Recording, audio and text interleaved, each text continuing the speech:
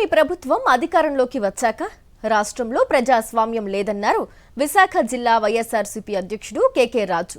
TDP గూండాల దాడిని తీవ్రంగా ఖండిస్తున్నామన్నారు. అమరావతిలో జరుగుతున్న అవినీతి బయటపడుతుందని దాడి చేశారని ఆరోపించారు. బాధితులపైనే కేసులు పెడుతున్నారని మండిపడ్డారు.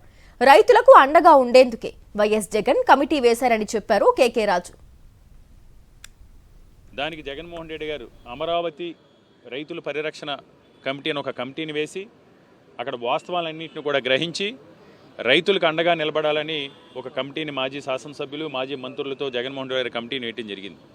ఆ ప్రాంతంలో ఉన్న రైతుల విజ్ఞప్తి మేరకు రైతుల అభ్యర్థన మేరకు నేను ఈ కమిటీ లీగల్ టీం అందరూ కూడా కలిసి ఆ రైతులు ఆ ప్రాంతంలో పర్యటించడానికి వెళితే ఎక్కడ అమరావతిలో జరుగుతున్న అవినీతి, ఎక్కడ అమరావతిలో ప్రాంతంలో జరుగుతున్న అభివృద్ధి విషయంలో జరుగుతున్న డొల్లతనం, అమరావతిలో జరుగుతున్న అన్యాయాలు అక్రమాలు బయటపడతాయనే ఉద్దేశంతో ఒక పిరికిపంద చర్యగా టీడీపీ గూండాల చేత చంద్రబాబు నాయుడు గారు లోకేష్ కలిసి ఈ ఎవరైతే పరిరక్షణ కమిటీ మీద దాడి చేయడం జరిగింది.